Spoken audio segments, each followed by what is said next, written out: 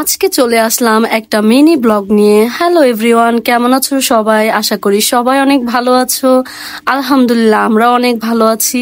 আজকে তোমাদের সাথে শেয়ার করব আমরা কোথায় গেলাম। আমরা কিন্তু চলে এসেছি ডিজিটাল কিচেন, সেই আপুর বাসায়। আমরা সারাদিন কি কি করলাম, কি কি মজা করলাম, সবকিছুই কিন্তু আজকে তোমাদের সাথে আমরা শেয়ার করব। এই তো আমরা চলে এসেছি, দেখতে পারতেছো। আসার পর কিন্তু আপু অনেক খুশি ছিল। আপু বারবার কল দিতেছিল, কি ব্যাপার, কই তোমরা, আসো না কেন? আর রাত্রের বেলা অনেকবার কল দিছে। তো বলছিলাম যে আজকে আসবো না, কিন্তু আপু মন খারাপ করতেছে যে কেন আসবা না, আসো। আসার সাথে সাথে দেখো নাস্তা দিয়ে দিছে আমাদেরকে। এই তো আমরা বসে পড়লাম খাওয়ার জন্য, কারণ সকালবেলা বলছে যে সকাল সকাল আসবা, লেট করবা না, আমার এখানে এসে নাস্তা করবা। তো সত্যি সত্যি আমরা কোনো নাস্তা করি নাই, নাস্তা না করেই কিন্তু আপুর বাসায় গেছি। এই যে আপু কিন্তু আমাদেরকে মানে লেবুর একটা শরবত বানাইছে। ওফ, কি বলবো, লেবুর শরবত কিন্তু আমি নিজেও বানাই, অনেক ভালো হয়। তবে আপুর হাতের শরবতটা আমার কাছে খুবই ভালো লাগছে। আর আমরা কিন্তু পিঠা খুবই পছন্দ করি, আপু অনেক আইটেমের পিঠা বানাইছে। আর এই যে দেখো কাচ্চি, ওফ কি আর বলবো কাচ্চির কথা, যত বলবো ততই কম হবে। আপু এত সুন্দর কাচ্চি বানায়, তোমাদের বড় আপুর রিয়াকশনটা শুধু দেখো। ওর রিয়াকশন দেখে আমি তো হাসতে হাসতে শেষ। আবার এখানে হচ্ছে আপুর কিছু অর্ডার ছিল, এটা হচ্ছে সবজি, তারপর হচ্ছে মুরগির মাংস আর ভাতের অর্ডার ছিল অন্য জায়গায়। আপু এত কাজ করে, এত কাজের মধ্যেও মনে করো আমাদেরকেও ইনভাইট করছে।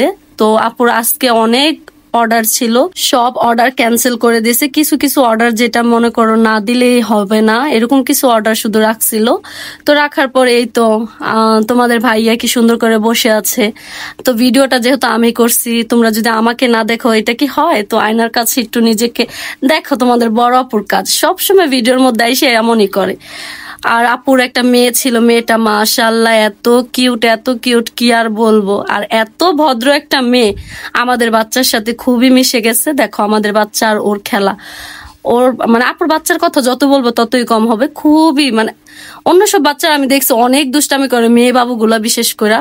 আর ছেলে বাবুরা তো দুষ্ট থাকে, এটা সবাই জানো। তবে আপুর মেয়ে কিন্তু একেবারেই দুষ্ট না, খুব শান্তশিষ্ট এবং ভদ্র একটা মেয়ে।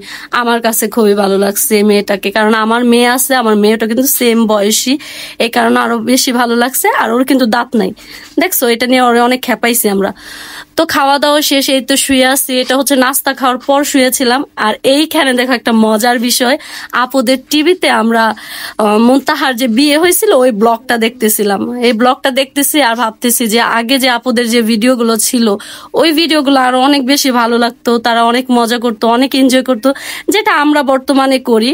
তো পুরানো কিছু ভিডিও দেখলাম, খুবই ভালো লাগছে। আর দেখো অনেক মজা করছি, যেটা সত্য কথা। আর এই যে আপু আসছে, আয়সা বলতেছে তোমরা খাবার খাবা না, চলো খাওয়া দাওয়া শেষ করো দুপুরের।